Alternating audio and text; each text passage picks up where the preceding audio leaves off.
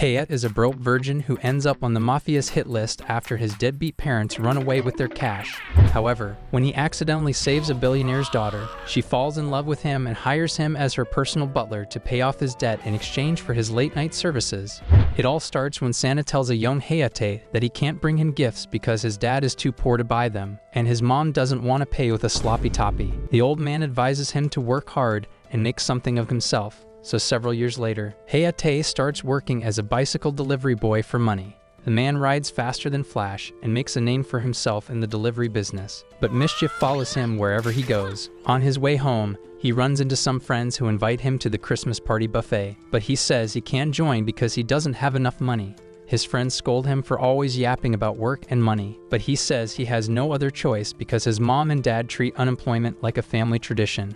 Despite their slacking, he continues to work hard until his employer learns from his parents that he's still in school and fires him. He reveals that he gave Hayate's paycheck to his parents, so the guy rushes home to stop them before they spend it on a new couch to slack on. Sadly, to his disappointment, his parents have already used up all the money and only left him with a few pennies. He also learns that they borrowed nearly 157 million yen from Elon Musk and have gone on vacation, expecting him to pay their debts. Just then, the debt collectors storm his home and ask for their money back, but he jumps out of the window and shakes them off.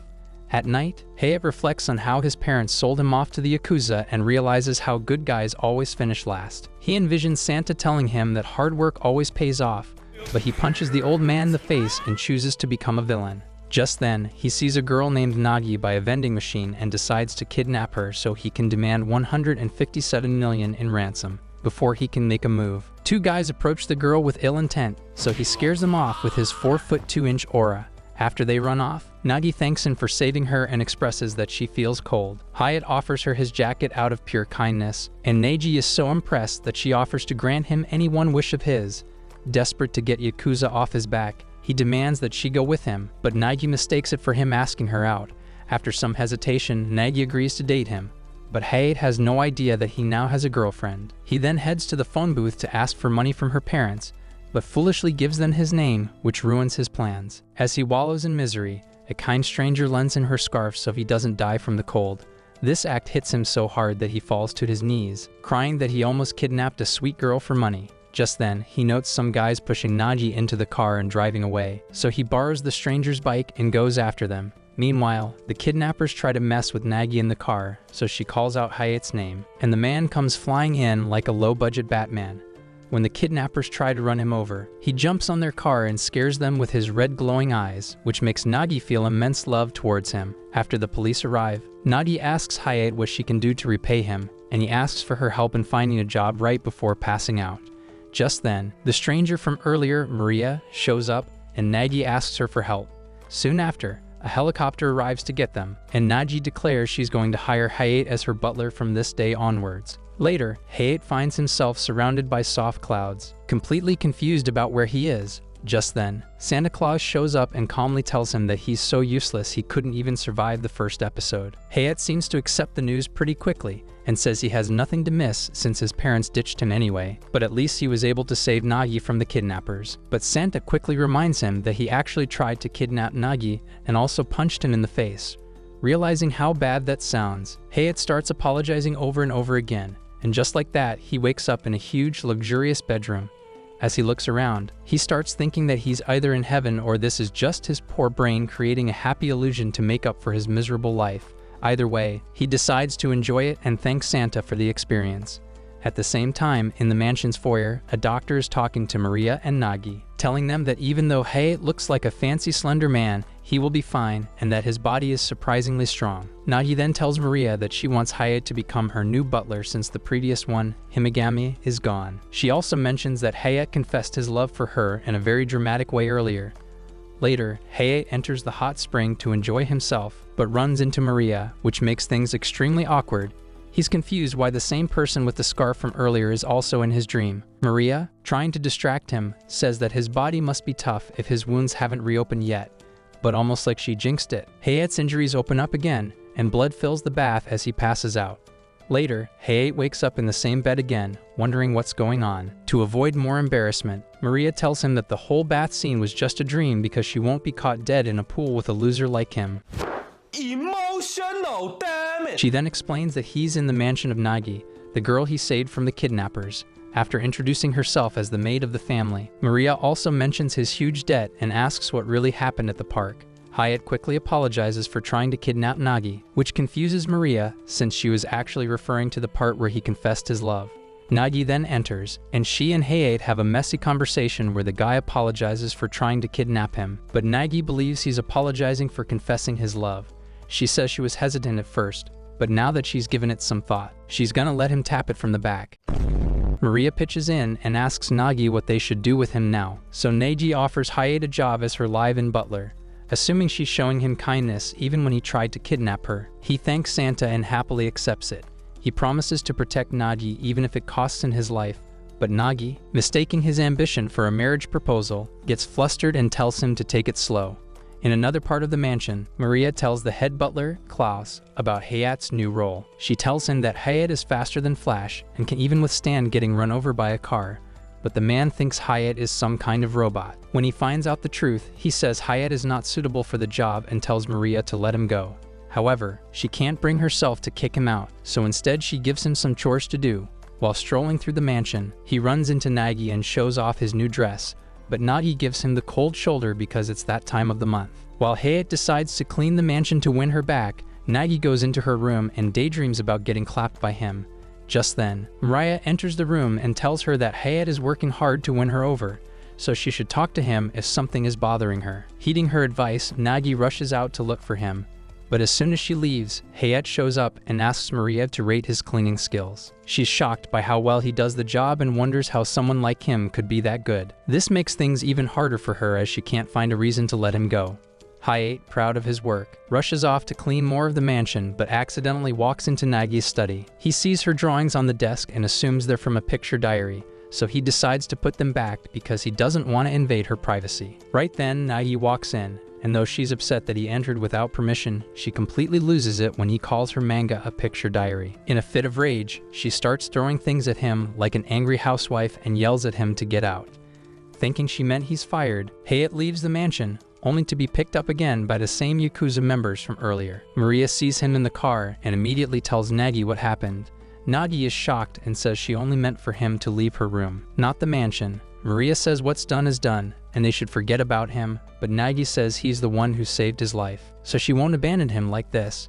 At the docks, Hayate imagines how horrible it would be to drop the soap in the prison bathroom, so he calms himself with cheerful thoughts. However, when he realizes he's going to be working on an old boat, he yells out for help. Out of nowhere, a mysterious masked person appears and throws a card straight into the head of one of the Yakuza men. This person is actually Nagi, dressed as Mask the Money, trying to act like someone hired by Nagi to save Hayate without admitting it directly. Even though Hayate knows it's Nagi in disguise, he continues to play along with her. She even asks him to continue being Nagi's butler, and Hayate agrees to do it. Just then, the goons grab him from behind and say they can't let him go because he has a debt to pay. Mask the Money begins insulting the gangsters, and when one of them tries to hurt her, Hayate quickly escapes their grasp to defend his Discord kitten. They say they won't back down until the debt is paid, so Mask the Money agrees to pay it. She opens a suitcase full of money and says it will cover all of Hayate's debt. The Yakuza check the cash, accept it, and leave without causing any trouble. As Mask the Money, Nagi starts apologizing on Nagi's behalf for everything that happened. Hayate, playing along with the act, comments on how silly it is to make someone wear a funny mask. That ticks Nagi off again because she thought the whole thing was actually pretty cool. As a result, she tells Hayate that the money isn't a gift and that he will now have to work hard to pay her back every single yen. Just then, her mask falls off, and she starts arguing with him while Klaus and Maria watch from a distance. Later, Hayate learns from Maria that it will take him 40 years to pay off his massive debt to Nagi if he works with a set salary. Even though the thought of working for that long is pretty depressing, Hayate thinks it's only fair since he's the one who caused the situation in the first place, but deep down, he still feels uneasy about it.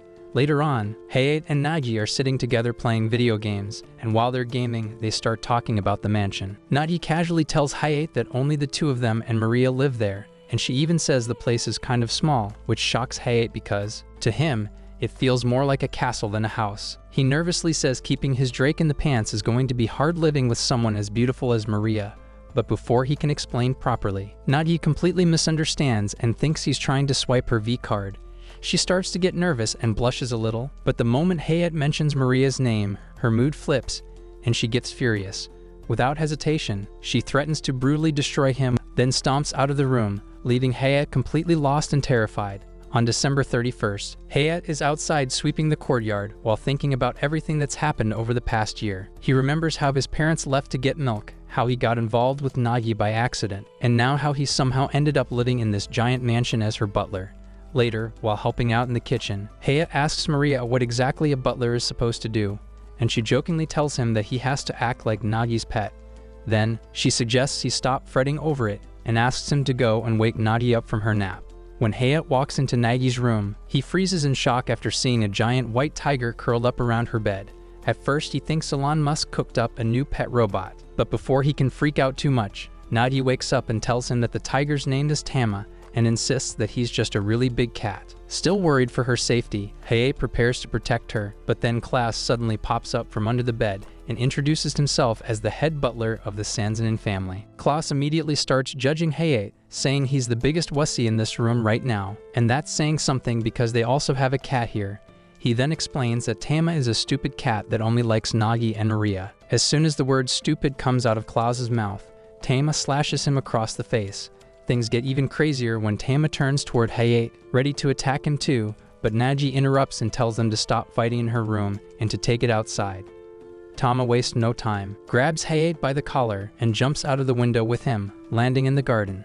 As they crash into the yard, Hayate tells Tama this isn't the first time he's had to fight wild animals since he once had to steal meat from lions at the zoo just to feed his ungrateful parents. Meanwhile, inside the mansion, Nagi and Klaus decide to use this fight to settle whether Hayate deserves to stay as the butler. If he wins the fight against Tama, he can stay, but if he loses, he's fired. Nagi cheer him on from a distance. Hayate remembers the night he met her, and since he was supposed to die that night, but she ended up saving him, he decides to fight with everything he's got. As Klaus and Nagi watch the brawl, Maria walks into the garden and sees Tama mauling Hayate while also noticing that they're fighting in her favorite flower bed. With a sweet but terrifying smile, she guesses that Nagi and Klaus must have come up with this whole plan, and she calmly says she'll deal with both of them later, but first she needs to treat Hayate's wounds. Nagi and Klaus agree, visibly shaking at the thought of facing Maria's wrath. After patching him up, Maria explains to Hayate that Nagi found Tama in Africa when he was just a tiny kitten and brought him home. Since there are no tigers in Africa, Maria guesses Tama must be a kind of strange-looking cat, and after growing up in luxury, he's now too spoiled to ever live in a zoo. Maria leaves to scold the others, and Hayate talks to Tama alone, saying they're both the same because they were rescued by Nagi. But Tama suddenly stands up on two legs like a cartoon character and starts talking, saying there's no way he and an idiot like Hayate are anything alike. Tama then walks off, warning Hayate not to tell anyone that he can talk. Later that day, Nagi, Maria, Klaus, and Hayate gathered together to settle the debate about whether Hayate should remain as the butler. While Klaus and Nagi argue, Maria suggests getting Hayate a proper test to prove his skills.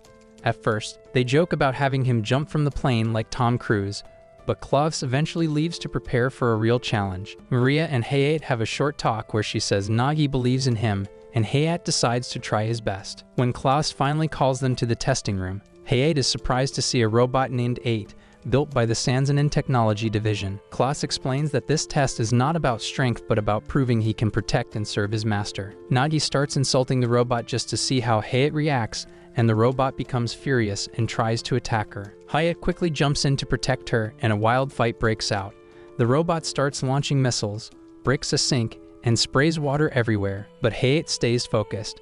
He uses silverware to pin the robot down, then grabs a lamp cord and electrocutes the robot. Fully aware that he'll shock himself too, even though he gets zapped, he says it's his duty to protect Nagi, no matter what. After the robot is defeated, Klaus finally accepts Hayate as the butler, though he warns that Hayate can stay only until someone better shows up. Later, Hayate wakes up in bed, remembering the wild fight, and asks Nagi if he passed the test. Nagi confirms with a smile, and they officially perform a little butler and master ceremony. Maria walks in, happy to see that Hayate is now a true part of the mansion. A few days later, Hayate is chatting with Tama about adjusting to his new life, and the two seem to be getting along. While they're engaging in a friendly banter, he suddenly notices a car driving away with Nagi inside, and it looks like they are taking her somewhere important. Inside the mansion, Maria spots a lunchbox left on the table and realizes that Nagi must have forgotten to take it with her. She tells Hayate that Nagi has gone to Haku Academy, a very fancy school only for rich kids, which surprises Hayate because Nagi looks as dumb as a rock. She asks him to deliver the lunchbox to Nagi, or she might eat a man whole, and Hayate agrees, knowing it's part of his job to take care of her needs. Once Hayate arrives at the low-budget Hogwarts Academy, he is immediately stopped by a strange woman named Yukiji, who turns out to be a teacher there. She demands to know who he is, and when Hayate introduces himself as Nagi's butler, she punches him in the face. She tells him that he's not allowed to enter the school grounds unless he defeats her, which makes no sense to Hayate, but he has no choice. As she circles around Hayate to scare him off, she switches places with him, allowing him to sneak inside the academy. As he walks around looking for Nagi, he quickly realizes that the school is huge, and he has no idea where to go, making him feel a little lost. While wandering around, Hayate suddenly sees a girl standing on top of a tree trying to rescue a baby bird. She slips, lands on his face, and uses him as a cushion to land safely. She tells Hayate that she is actually scared of heights, but she had no choice because the little bird needed help. Hayate realizes she's not as stupid as she looks and compliments her for being kind. Just then, a crow comes to feast on the baby bird, but the parent birds arrive to the rescue. However, when the crow glares at them, they turn back, saying they can make new kids. Hayate takes this personally and throws a rock that passes very close to the crow. Hayate tells it to fly away or he won't miss the next one, and the crow heeds his warning. The girl scolds him because he could easily hit the baby bird, but Hayate tells him he's a trained professional at it. She then introduces herself as Hinajuku, the current student council president of Haku Academy. To repay him for saving the bird, she decides to take him to the school tower, and Hayate agrees, thinking she's planning on tasting his popsicle. Meanwhile, Maria calls Nagi and tells her that Hayate is already inside the academy and is trying to bring her lunch, which makes her cookie moist. Somewhere else, Yukiji, the same teacher from earlier, is still searching for Hayate and asks 3 other students, Miki, Izumi, and Riza, to help her search for him all over the school. She assigns them different areas to look in, while she goes to the tower to get a bird's eye view. Later on, Hayate and Hinajuku reach the top of the school building, where the view is amazing, and Hayate is impressed by how far he can see the city from up there. Hinajuku, however, avoids looking down because of her fear of heights, even though she tries to act brave. After spending some time there, Hayate is about to go find Nagi, but Yukiji suddenly shows up again. Hinajuku quickly says that the woman is actually her older sister, which makes the situation even more confusing for Hayate. When Yukiji tries to strike Hayate again, Hinajuku steps in to stop her, and the 2 sisters start arguing and fighting right there on the rooftop. In the middle of all this chaos, Yukiji grabs Nagi's lunchbox from Hayate and runs to the edge of the building, teasing her sister to come and get it. Hinajuku stays calm and tries to talk her sister down using her position and logic as student council president, which eventually works. Yukiji agrees to return the lunchbox, but as she's about to step down, a strong gust of wind suddenly blows her off balance, and she falls toward the edge.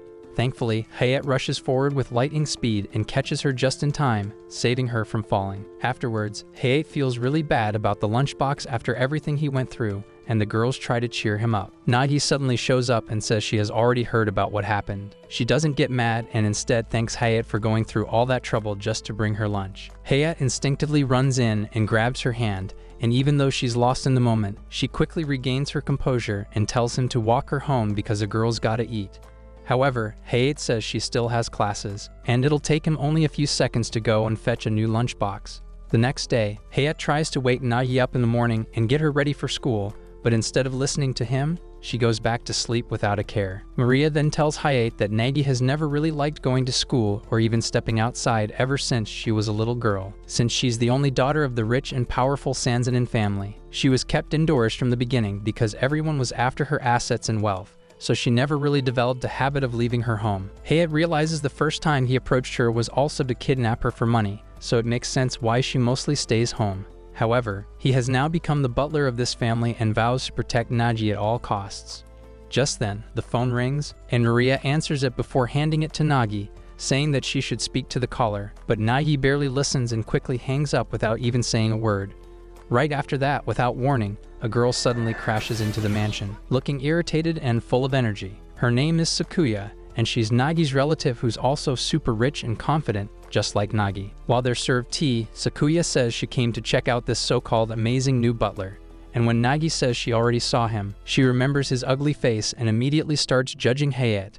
As Hayate is working peacefully in the garden, Sakuya suddenly shows up and starts beating him up because why not? She tells Hayate he is better off being a clown because he has the looks for it, but Nagi says absolutely not. Sakuya says he can't become a real butler until he's run over by a car or is kidnapped, but when Hayate says he's already covered that, she beats him up even more. Sakuya still decides to test him by telling him to make her laugh with his best joke, and Hayate agrees to give her a stand-up to prove that he's fit for the role. Even though she doesn't find it very funny, she admits that she likes his style and finds him interesting. She decides to accept him as a butler for now, stating she only came here because she wanted to know that Nagi is in safe hands. However, she makes it clear that he'll need to do a lot more if he wants her to accept him fully. Just then, the wind starts blowing, and Nagi asks them to come inside because it's getting cold. Inside, Nagi asks for more tea, but Maria says she has run out of tea, which is bad timing since they're expecting another guest soon. Sakuya asks Nagi about this other guest, and she says it's her school friend Isumi. However, Sakuya reminds her that Isumi has a habit of getting lost, so she might not even make it here. Meanwhile, Maria sends Hayate out to buy more tea from the shop, but since it's a classy mansion, she makes him wear an expensive cashmere coat, warning him that if he ruins it, there will be serious consequences.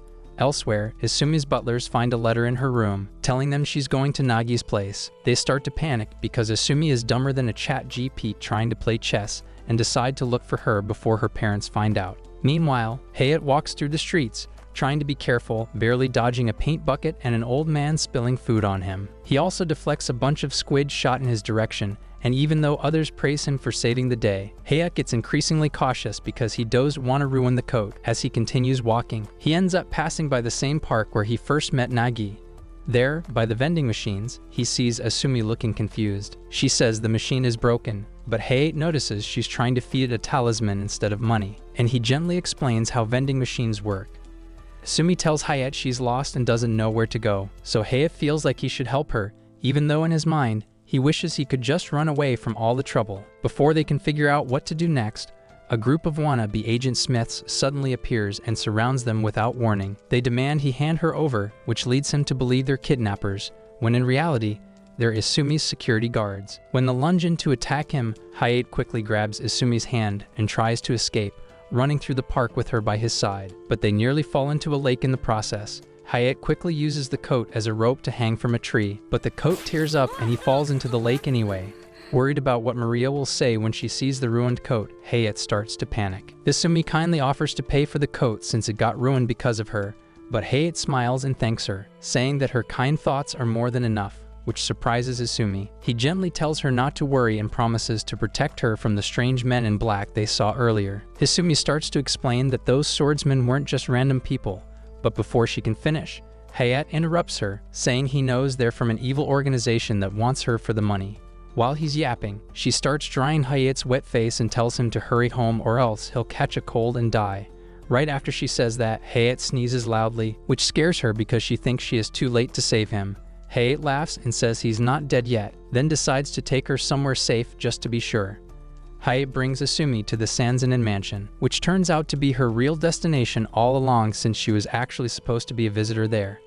Before leaving her at the gate, Hayate talks a little about Nagi, saying she can be a little spoiled and hard-headed sometimes, but deep down, she's a kind and adorable girl who means well. After ringing the doorbell and making sure Isumi is safely at the front gate, he quietly walks away. Meanwhile, the swordsmen are still searching for Hayate, thinking he kidnapped Isumi and ran off with her, completely misunderstanding the whole situation. While Nagi is relaxing and reading her manga, Maria walks in and brings Isumi along for a visit.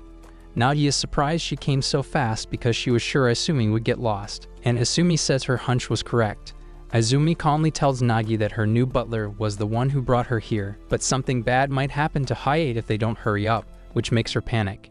Meanwhile, under a train bridge, Hayate keeps sneezing from his cold and tells himself he won't return to the mansion until he fixes the coat. Just then, Yakuza henchmen show up again, and Hayate immediately recognizes them as the ones who broke into his house and kidnapped him. They are surprised to find him alive and even offer him lunch, but the group of swordsmen finds him and assumes he's working with the Yakuza. The goons feel the need to protect Hayate from the swordsmen, and it appears that both groups are about to fight. While they're distracted, Hayate tries to quietly sneak away, but the Yakuza men ask him not to abandon them.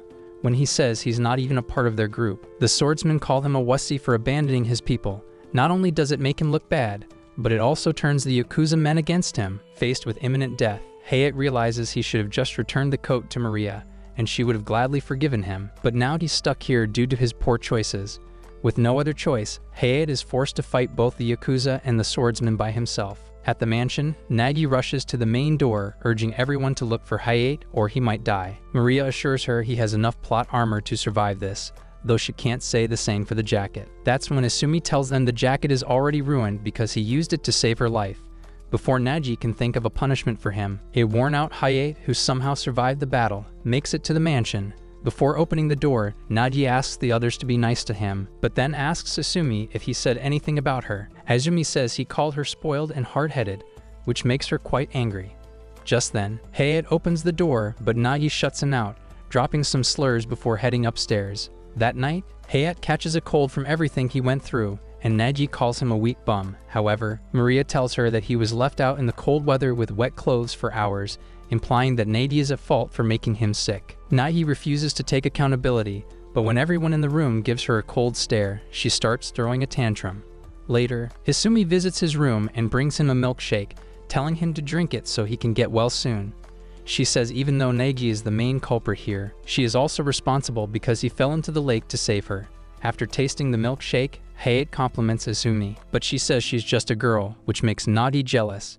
Suddenly, her inner feminist boils up, and she says everyone should know how to cook, even though she'll set the kitchen on fire while boiling water.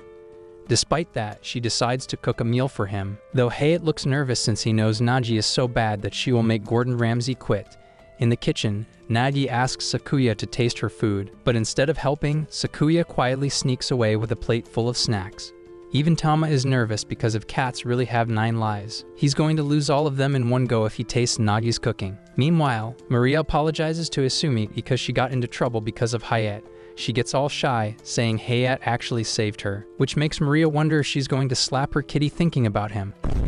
Back in Hayate's room, he eats the meal Nagi made without knowing she accidentally used detergent instead of cooking oil, and his face turns pale as soon as he tastes it. He acts tough and tells Nagi that it's delicious, so she makes him chug the whole thing in front of her. After she leaves happily, Maria walks in and tells him the truth, but he says it's fine because Nagi made it out of love. He recalls how his mother used to neglect him when he got sick, and this is the first time someone has nursed him, which makes him really happy. Moved by his past, Maria suggests he rest up for the night and leaves the room, unaware that Nagi is eavesdropping on the whole thing. After Maria leaves, Nagi leans in and tries to kiss him, but Hayate suddenly wakes up, and Nagi gets embarrassed and smacks him on the head before storming off. The next day, Hayate feels better and walks around the mansion, where he meets a maid named Saki passing by. She fixes his bowty, saying a butler must keep up a good image at all times, but falls flat on her face right after and shows him her bending skills. He tells Maria about the person he just met, and she explains that another guest is currently staying at the mansion. After Isumi spends some time with Nagi, who is sleeping in the guest room, Maria quietly tells her about the new guest too, and Nagi calls Klaus, saying she wants the guest gone and doesn't want Hayate to know anything. Later, while walking outside, Hayate sees a boy sitting by the lake named Wataru, but Wataru doesn't trust him and pushes him into the water. Despite that, Hayate remains respectful, saying he was told to guide him to the guest room. Just then, Saki appears and scolds Wataru, but before they can talk, a Sanzanin robot suddenly attacks. Hayate grabs both of them and escapes, crashing into the guest room, where Maria finally reveals that Wataru is actually Nagi's fiancé.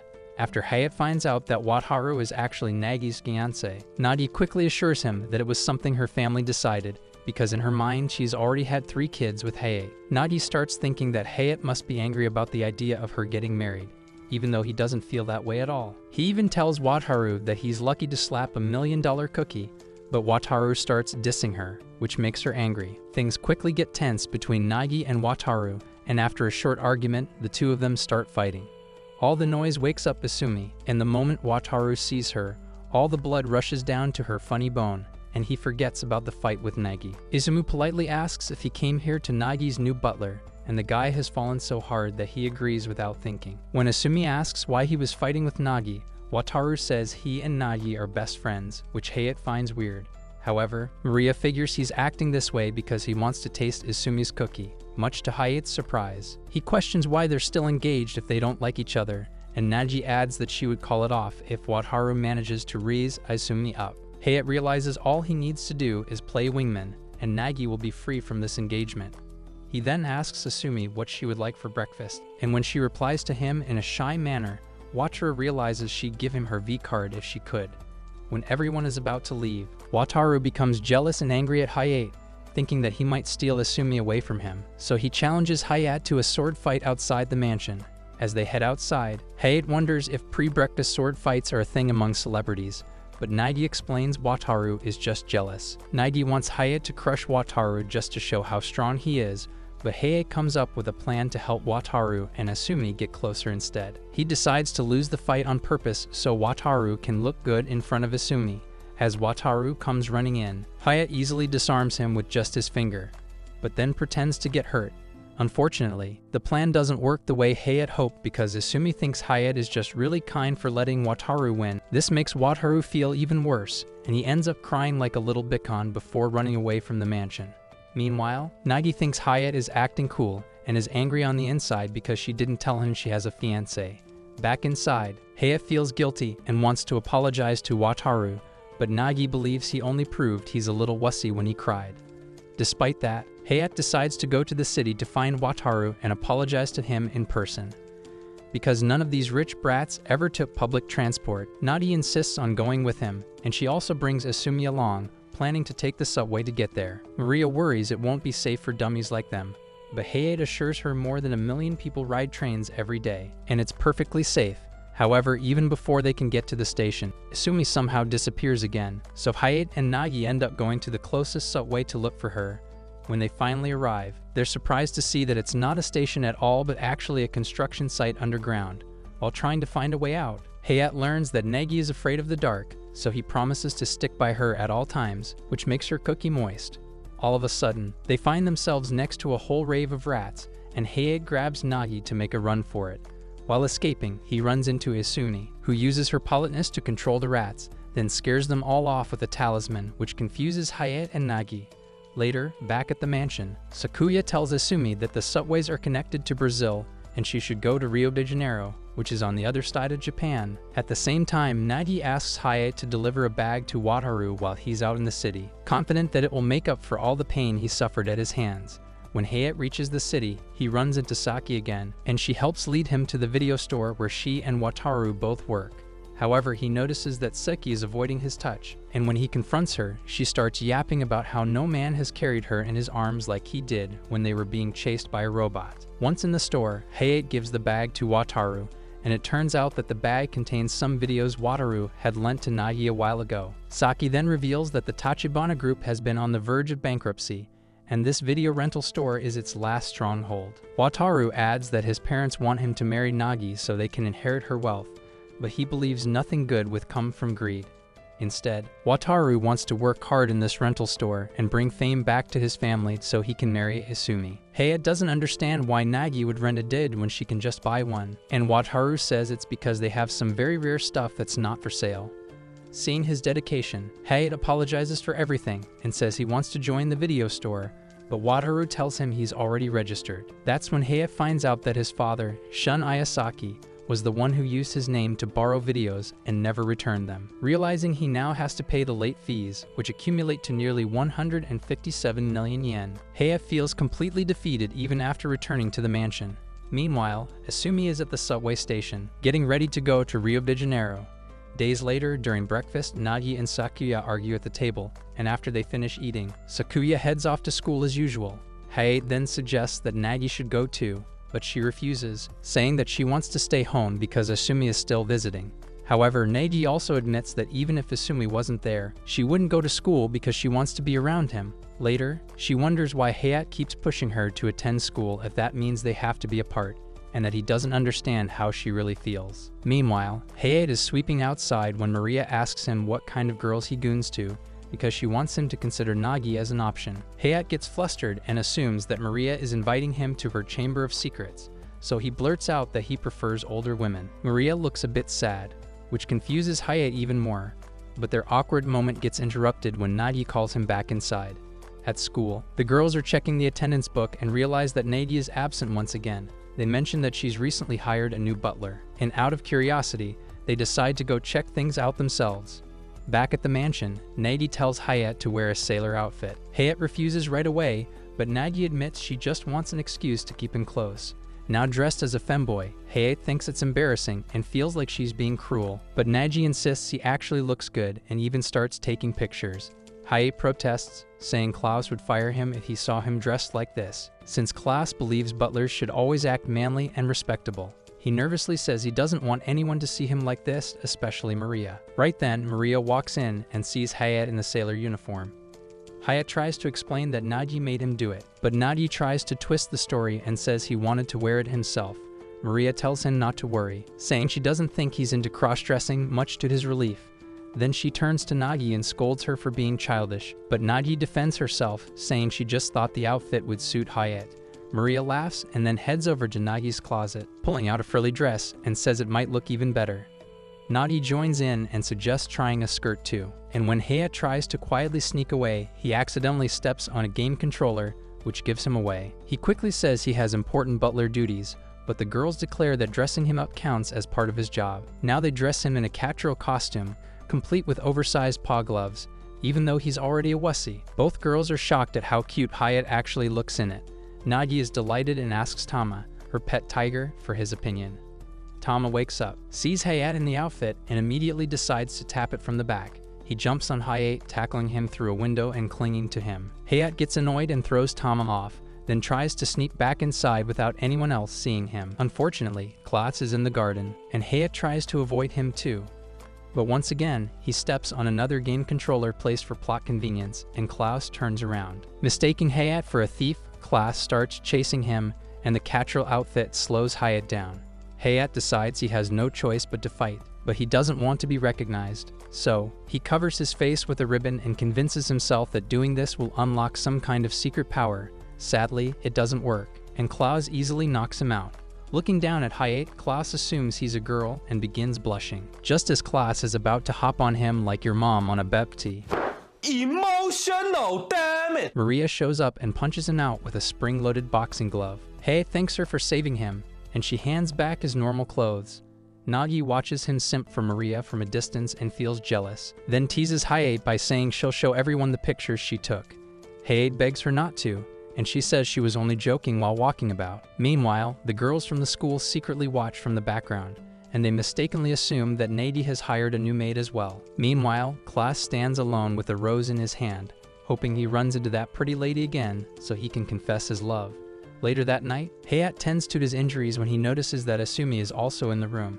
Turns out she got lost again and wandered into their house, so Nagi allowed her to stay for the night. As he walks down the hallway, he worries that Isumi might have seen him dressed as a catgirl. Just then, he notices that one of the doors is still open. Inside, he sees Maria playing billiards alone.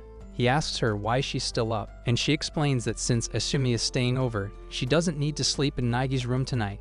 Maria then invites him to a game, hoping to continue their conversation from this morning. As they play, Hayate asks about Nagi's relationship with Isumi. Maria tells him that they first met at a party years ago. At that party, Nagi had tried showing her manga to other girls, but they didn't understand it and just laughed at her. Feeling hurt, Nagi almost gave up on drawing until Isumi showed up and told her she understood the story and wanted to know more. That moment meant a lot to Nagi and helped them become friends. Hayate is surprised someone as dumb as Isumi gets Nagi, but Maria explains she's much smarter than she looks. As they talk, Maria asks how he learned to play billiards, and Hayate casually mentions that it was back when he worked at a bar. He then suggests making a friendly bet, but when Maria agrees, he tries to back out. Maria stops him and says the loser has to follow one command from the winner, which makes Hayate nervous because he thinks he's gonna taste some cookies tonight. Maria confidently questions if he really thinks he can win, then shows off her skills with a confident shot that clears the table.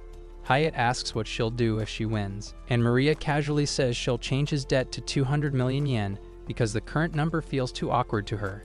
As the game continues, Maria takes the lead, and Hayate asks how he would pay his debt if he loses. She jokingly says he'd have to marry Nagi, which completely throws him off, and he messes up his next turn because of it. Before she takes her final shot, Hayate says he could never marry Nagi. Maria asks why, and he explains that if he did, people would just assume he married her for her money. He also says that Nagi would never like him that way, and even if she did, he could never take advantage of her like that. Hearing this, Maria realizes Hayat is actually a good person and feels a little guilty about teasing him earlier. She then purposely misses her final shot, giving him a chance to win. Hayat makes his shot and wins the game. Excited, Hayat leans in close like he's about to do something dramatic for fan service, but Maria calmly warns him that Nagi is right behind him. Nagi sees his expression, gets mad, and knocks him over, not knowing that Hayat only wanted Maria to forgive him for ruining her coat. The next morning, as Isumi is getting ready to leave the mansion, Nagi suddenly tells her to come over again soon, thinking that if they say goodbye now, they might never see each other again. Isumi just smiles and tells Nagi that she should start going to school again so they can meet every day. The next morning, Hayat goes to Nagi's room to wake her up, and even though she complains, he says he's going to pick and drop her off at school starting today. Nagi starts blushing and agrees to go. On the way there, she suggests they go somewhere else as sort of a date, but Hayat strictly tells her that she must attend school. Once they arrive, she asks him why he's so fixed on sending her to school when it means they have to be apart, and Hayat hints at himself, saying some people want to attend school but can't. At the mansion, he's busy with his butler duties while Tama is enjoying the peace since the little devil is not here. He then asks Hayat if he even has a school to attend himself, but Hayat says he can't go because he'll be working as Nagi's butler for the next 40 years. Back at school, Nagi is casually walking towards the old building when Isumi shows up and pulls Nagi aside to warn her not to enter because it looks suspicious. After school ends, Hayat brings Nagi home, but she suddenly remembers that she left her notebook in the classroom. Wanting to help, Hayat goes back to the academy to get it for her, but before he gets far, Yukiji suddenly appears and attacks him from behind. After he dodges, she recognizes him from their previous encounter and says she was just running errands. He asks if she can lend him the classroom keys so he can grab Nagi's notebook, and Yukiji agrees, but she makes him come with her first. They walk to her pod room, and when they step inside, Hayat is shocked to see the messy state of the room. Given all the stuff in there, he asks if she lives here too, and she admits that she doesn't have enough money to pay rent. Soon after, Miki, Izumi, and Riza walk in and assume Yukiji invited a guy over because she needed someone to unclog her pipes. When he introduces himself, he realizes that Yukiji has told false stories about him breaking into their school and clapping girls in the locker room. The girls reveal they are all part of the student council, and they came here to study for the midterms. Hayat asks them why they're studying so late, and the girls proudly admit they are complete idiots and wouldn't last another semester if they don't study extra hard. Yukiji proudly says she's the one teaching them, but that explains why they're on the verge of failing. After some self-blazing, Yukiji hands him the keys and warns him that the place turns haunted at night, filled with evil ghost spirits. Even though it sounds creepy, Hayat thanks her and heads to the building. While walking towards it, he notices that it looks a lot more eerie compared to the last time he was here, but he enters it nonetheless. As he steps into the dark hallway of the old building, Nagi calls him on the phone and tells him she's worried he hasn't come back yet. However, she then says she hears a lot of people in the background, which means he's with a group, which makes Hayat wet his pants because he's all alone. After she hangs up, the floor under his feet suddenly cracks, and he falls through. Meanwhile, Yukiji and the three girls are wondering who will get to ride on Hayat's pogo stick first when Hinajiku walks by and hears about what happened. She decides to go in and find him herself. At the same time, Maria tells Nagi that there's a ghost in the old building, so Nagi calls him in panic again, but his phone gets no signal. Inside the haunted building, Hinajiku hears something and starts getting scared. When she sees a creepy haunted doll chasing her, she screams in fear and starts running.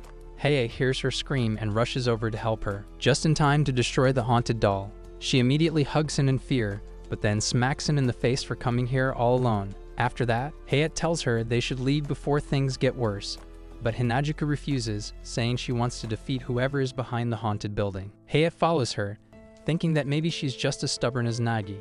As they continue walking through the haunted house, Hinajiku starts feeling hot, which makes Hayat nervous. She takes note of this and mocks him by asking if he's planning to enter her haunted house as well. Hayat strictly tells her to stop acting like a twitch thought and have some modesty, but she continues to tease him, making him realize she's worse than Nagi. Just then, the doll that Hayat destroyed suddenly comes back to life, and Hinajiku jumps into battle once again. The doll climbs up to a pole and politely asks Hayat to leave the building, which reminds him of the time Isumi used a talisman to scare off the rats. Suspecting something else at stake, he asks Hinajiku to leave with him, but she claims she's got this weak doll cornered, Just then, the supposedly weak doll turns into 4 arms, and Hayate quickly takes it down in the smoke, making Hinajiku believe she's the one who did it. He then asks her to leave the building, but she gently grabs his hand and suggests they look for Nagi's notebook. At the same time, Isumi and her butlers appear in the school to take down the real evil spirit that's haunting the place.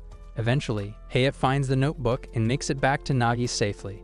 She thanks him for everything, and as they walk back inside together, Hayate starts thinking that maybe school isn't such a bad place after all. Later, Nagi is sitting comfortably on the floor playing a retro video game on an old console, and Sakuya is there with her, looking unimpressed. Sakuya complains that the game looks too simple and outdated, but Nagi explains that 5 pounds has no games, so she decided to play some old ones. Out of nowhere, a mysterious enemy dressed like Santa appears in the game, quickly defeating Nagi's character, who is named Hayate, and then the game itself starts insulting both Nagi and Sakuya. Shocked and annoyed, the 2 girls attack the console with frustration. Maria walks into the room and casually tells them that dinner is ready, so Nagi and Sakuya drop everything and leave with her. As the room becomes quiet, the game console begins glowing with a dark and eerie aura, hinting that something strange is about to happen. The next morning, Nagi wakes up in an existential crisis, and Maria tells her to get dressed because it's time to head to school. However, Nagi continues to question the purpose of this mundane life.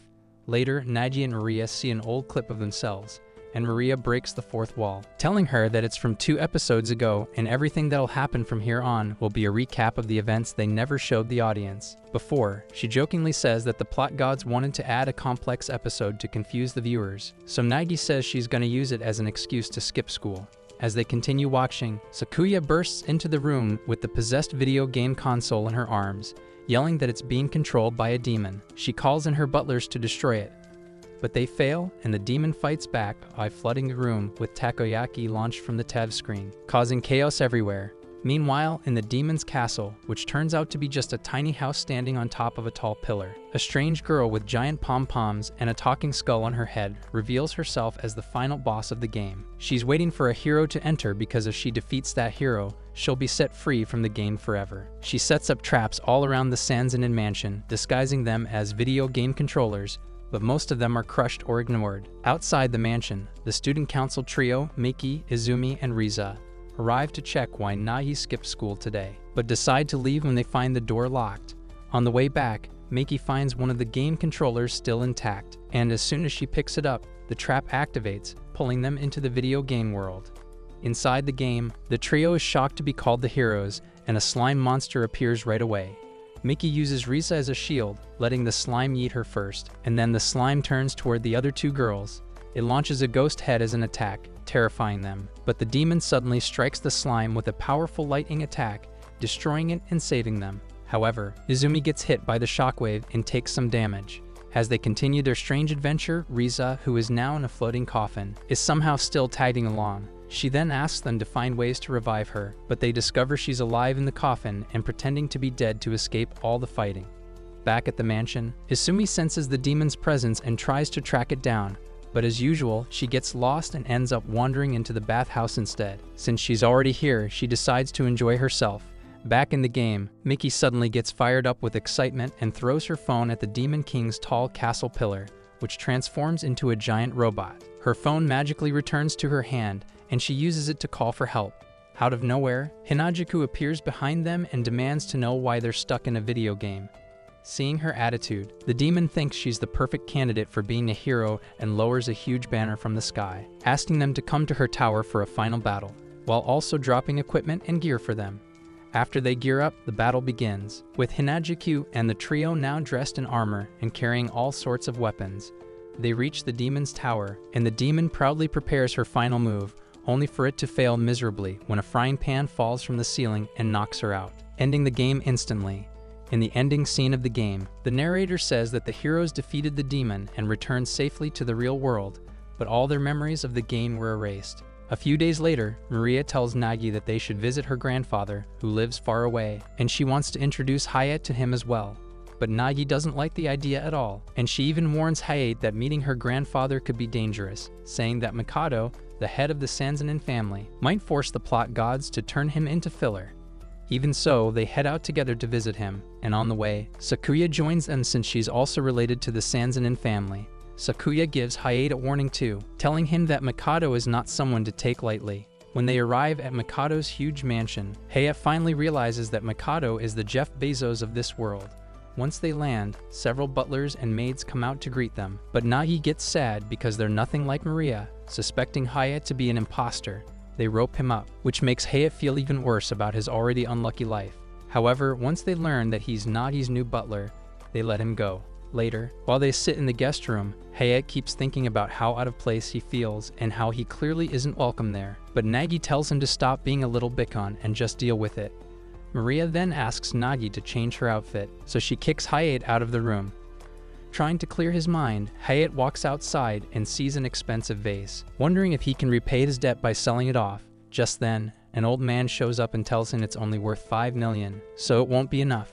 After introducing himself as the gardener, the old man then invites him to follow him to a cliff nearby so they can have a better view of the area. But when they get there, Hayate sees Maria and Nagi changing clothes from far away and quickly drags the old man away before anything gets worse. The old man starts asking Hayate about his 150 million yen debt, so Hayate explains everything that's happened to him over the past few weeks. He also tells the old man that he's grateful for Nagi, so he will protect her from Discord mods like him for the next 40 years. When Hayate decides to take his leave, the old man says that Hayate's life is completely worthless because a life spent to repay a debt has no value. Hayate asks him who he truly is, and he reveals that he's actually Mikado. He then throws a mysterious pendant at Hayate, one that glows with a strange, dark light, and tells him to use it to make his life worth something and forget about the debt. The man then mysteriously walks away, leaving Hayate to consider his choices. Later, Mikado starts talking to Nagi about inheriting the Sanzanin estate, but Nagi says she's not interested, although she'd be glad if he died soon. After crying in Maria's lap, Mikado insults Nagi back for drawing manga, which makes her upset. Maria then asks him why he's acting so strangely, and Mikado says it's because Nagi will die soon. Somewhere else near the house, Hayate sits by himself thinking about how hard life has been and how money keeps dragging him down. At that moment, Nagi rushes over and tells him that they should just go back home together. Just then, the pendant around Hayate's neck begins to glow brighter, and a strange man with a sword suddenly appears to attack him. This new man is named Gilbert, and even though he looks like a foreigner, he's actually someone who wants to inherit the Sanzanin estate by force.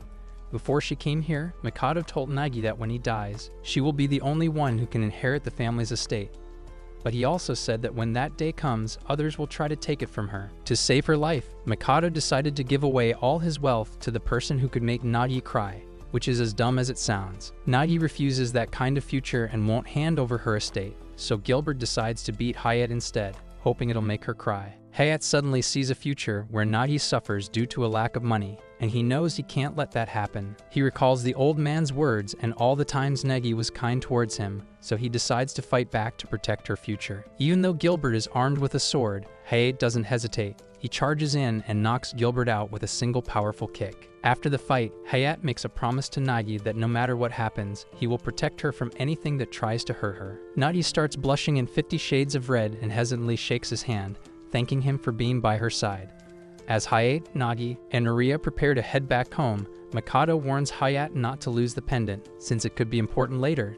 Just then, Sakuya appears again and hits Mikado on the head with her fan for being so annoying, but then she looks around and realizes that everyone has already left without her, in a flashback of young Hayate in first grade. He is nervously giving a speech to his class about his future dreams. As he starts talking, everyone around him looks either shocked or saddened. Instead of the usual innocent dreams, he cheerfully explains how his father refuses to get a job and his mother wastes money gambling, making it clear how irresponsible his parents are. Hayate then wakes up in his bed, thinking the dream might have been caused by something Mikado said to him the day before. He shakes off the feelings and reminds himself that until he finds his life's true purpose, his only responsibility is protecting Nagi. Later inside the mansion, Hayate casually asks Maria about her dreams for the future. She admits she spends most of her time worrying about Nagi and hopes one day Nagi becomes a proper, responsible woman. She then asks why Hayate brought up the topic, and he says that having a dream gives life direction. But instead of motivating her, Maria becomes more and more worried, realizing she doesn't really have any personal goals herself. Hayate keeps throwing out inspirational Andrew Tate billionaire quotes about dreams and ambition, but each one just makes Maria more depressed. Noticing her mood, Hayate finally asks if something's wrong. Maria admits she's feeling a bit down. and then asks if Mikado had said something to him the other day. He denies it and says he just wants to live honestly as himself and work for Nagi before running off. Meanwhile, in her room, Nagi can't sleep because she's been thinking about Hayate's promise to protect her. When she plays the flashback in her head, her cookie gets moist, and she admits Hayate is the coolest guy she knows. She gets up, walks through the hallway, and notices how spotless everything is. Maria explains that Hayate has been cleaning non-stop and talking about dreams like someone who's found a purpose in life. Nagi starts blushing, wondering if all this effort is because he's preparing for their future together. She starts fidgeting nervously, and Maria teasingly asks what kind of dream she's imagining. Nagi quickly says it's totally normal to have dreams, then declares that she'll sell 1 million copies of her manga. Nagi then asks what kind of dream Hayate has, but Maria admits she doesn't know. Still, she assumes it must be something big, considering how serious Hayate was being. Sadly, Nagi is under the impression that his dreams involve giving her back shots like a 9-to-5. Later, Maria gets curious and asks Hayate directly what his dream is. He gets embarrassed and hesitates, but she encourages him to be honest. Finally, he reveals that his big dream is to live in a 3-look apartment. It takes him to a flashback when he told this to his class, and everyone, including his teacher, started crying at his sob story. Maria just stares at him blankly, and her faith in him is clearly shaken. Hayate nervously asks if it's too grand a dream, but she lies and says it's a lovely one. Maria then reminds him that his phone broke recently and asks him to go buy a new one. She also tells him to relax and spend some time in town. Hayate visits a big electronics store and buys a modern phone with video call features. While checking it out, he sees the address book can hold 1,000 contacts and jokes that it's way more than he'll ever need because he's a broke loser with no social life. Much like y'all, thinking of his old classmates, he realizes there's nothing stopping him from visiting school since the tuition was paid and he never officially withdrew. Curious, he decides to go check it out. Once there, he feels a bit nervous but reminds himself he's still technically enrolled. Just then, his former classmate Ayumu calls out his name. She's surprised to see him and tells him that everyone was worried since he disappeared after Christmas. He explains everything that happened to him, from losing his home to becoming a butler. She's shocked by his story, but clearly happy to finally see him. When other classmates show up, they tease Ayumu for being head over heels about Hayate. One even says she cried when she thought Hayate had quit, and Hayate realizes he might not have died a virgin if he stayed in school. Suddenly, one of their teachers shows up and drops a bomb that Hayate isn't a student anymore because his parents came and took the tuition money back. Ayumu slaps the teacher, thinking it's a lie, but Hayate admits it's true. Realizing he can't return to school, he starts walking away. Ayumu runs after him and confesses that she goons to the thought of him. She asks him to go on a date, but he thinks of Nagi's crying face and declines. Trying to cover his feelings, he lies and says he only likes 2 girls, but quickly admits it's a joke and explains he can't leave someone important behind. Furious and heartbroken, Ayumu slaps him and storms off. That night, back at the mansion, Nagi happily greets Hayate and takes his new phone, saving her contact as the first one. She tells him to message or call her anytime, which makes the guy happy. Meanwhile, Ayumu stands alone in the city, still thinking about Hayate. The next day, Ayumu goes to Wataru's video store to return a DVD. Wataru asks her opinion on the film, and she gives it 60 out of 100, saying she only rented it because she wanted to understand boys better. Saki comes in and asks about the guy she liked, and Ayumu confirms that he dropped out and disappeared. While they get into a discussion about anime, Wataru tells her to watch One Piece, promising that it gets good after 1,000 episodes. Stop the cap. But she knows that show is garbage and runs off. Soon after, Hayate stops by to return a video. Wataru asks what he thought, and Hayate says it had good life lessons, though Nagi didn't like it. Outside, Ayumu remembers she had to pick up a tape for a friend and sees Hayate exiting. Thinking this is destiny, she chases him but can't catch up. She watches him enter the mansion and realizes it's way too big to be a normal house. Remembering only the part where Hayate said he was collateral for a debt, she assumes the mansion is owned by the Yakuza and Hayate is being mistreated. She sneaks onto the grounds, but the security team surrounds her and informs Maria about an intruder. Thinking she's in Yakuza territory, she panics thinking she's gonna get run through by 30 men in black one after the other. However, Maria identifies her as a schoolgirl and tells the guards to let her go. Ayumu immediately runs off and hides, but Tama sneaks up behind her. She panics and runs again, but Tama instinctively gives chase. Just as Tama pounces, Hayate appears and kicks him away, saving her from getting licked by a cat. Ayumu looks at him with love and tells him they need to escape, which confuses him. Just then, Nagi shows up and asks who Ayumu is. When she learns Ayumu is a classmate, and Ayumu learns Nagi owns the mansion. The tension between them skyrockets because they both want to be the first one to taste Hayate's sausage. The two engage in a glaring contest and summon spirit animals to fight until Ayumu gets scared. She promises to take him away before running off, but Nagi, with visible sorrow on his face, begs him never to leave her for someone else. That night, Nagi sits with Maria and reflects on how much Hayate has helped her ever since she first met him. Inspired, she decides she'll do something in return. Hayate is quietly cleaning a glass while thinking about everything that happened the day before, and as he reflects on the situation with Ayumu, she suddenly sneezes somewhere in the city. She's walking around, checking out different restaurants, and seems to be searching for one that isn't too crowded. After looking at several places, she finally finds one that is completely empty and walks in without hesitation, then quickly orders a wide selection of food from the menu without even thinking twice. As she sits and waits, Ayumu starts thinking about Hayate again, and right at that moment, Hayate sneezes too, almost breaking the glass in his hand. He stands there and remembers the moment he rejected Ayumu, and now he's worried he'll never get a shotty on his pogo stick. Later on, Hayate goes to check the mailbox and finds a package from Hakyu Academy. He brings it to Nagi's room, where she's lying on the couch reading manga like always. Hayate walks in, corrects her lazy posture, and tells her that she has received some important documents. Nagi tells him that the papers are actually his school transfer documents, which leaves him completely shocked. She explains that she already took care of everything required for the transfer and even plans to cover all the expenses herself. As Hayate realizes that he actually has a chance to attend school again, the thought overwhelms him so much that he starts crying on the spot. Just then, Maria walks into the room and points out that the documents mention an entrance exam that Hayate will need to pass before he can officially transfer. Klaus also appears out of nowhere and adds that if Hayate fails the exam, he will be fired immediately. Hayate agrees to the challenge without hesitation, but Klaus reminds him that the passing score is 65, which makes Hayate a little nervous, though he still believes he can manage it. But when Nagi tells him that the exam is actually happening tomorrow, Hayate panics and runs off to start studying right away. Maria looks at the documents again and becomes concerned when she sees Hayate's old grades, which weren't exactly the best, even though they were technically passing. Hayate spends the rest of the day buried in his books, studying with all the energy he has, while Maria gives him moral and oral support along the way. That night, when he finally gets ready to sleep, he finds Klaus sleeping in his bed, and he immediately tells him to get out. Klaus refuses and insists on sharing his own experience with entrance exams. Hayate tries to stop him, but Klaus starts talking anyway, telling a weird story about how he once took a test to get into a fancy kindergarten. He says he was doing fine until the last part of the exam, which involved fitting shapes into matching holes, and he couldn't figure out the triangle. In his desperation, he slammed his head on the table, accidentally launching the triangle into the air, and it just happened to land perfectly in the slot. By the time the story ends, Hayate has already fallen asleep, and when he wakes up again, Klaus is still in the bed. So Hayate kicks him out once more and tries to rest properly. Just as Hayate starts to fall asleep, Tama suddenly appears at his desk and whispers strange ideas about what might be on the test. Hayate tells him to leave too, but Tama offers to help by giving him more tips about the exam. Hayate has had enough and kicks him out, then piles furniture in front of the door to make sure no one else can disturb him.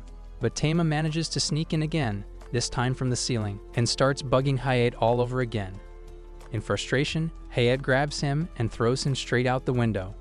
The next morning, Hayate and Nagi ride the streetcar together on their way to Hakyu Academy, and on the way there, Hayate asks her what kind of exam he should expect. Nagi casually says that it should be a normal test, but just then, a voice from above announces that it won't be normal at all. Yukiji suddenly drops down from the ceiling of the streetcar and reveals that she will be proctoring the exam herself, and that it will follow the confusing and unpredictable Redmond style. Nagi is surprised, since her entrance exam had been completely normal, and when she says that, Yukiji scolds her for living in the past and not being ready for change. Once they arrive at the classroom, Yukiji sets up the test, which turns out to be a strange puzzle. There's a banana hanging from the ceiling on a string, and on the floor below it is a box and a stick.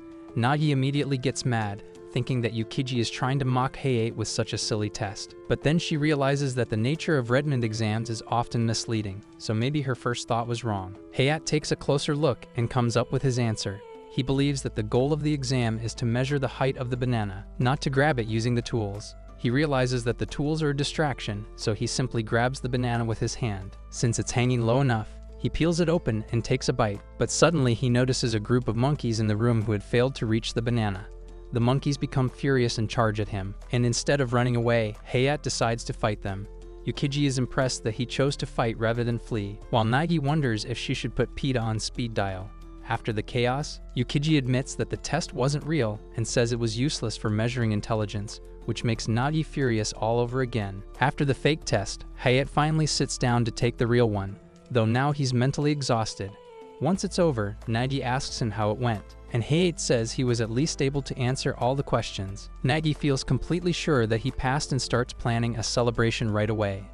Later that day, the superintendent of Hakyu Academy gives Yukiji the real test results and tells her to deliver them to Hayate. She's shocked to see that Hayate failed by just 1 point, and she realizes that her fake test may have pushed him over the edge. That night, while she's playing video games, Nagi happily talks about their upcoming celebration, but Hayate feels uneasy, afraid that the results might not be what she expects. Nagi still believes without a doubt that he passed, unaware of what really happened. That's it for this video. Leave a like if you enjoyed, and comment "I love busty maids" to prove you made it to the end. Thanks for watching.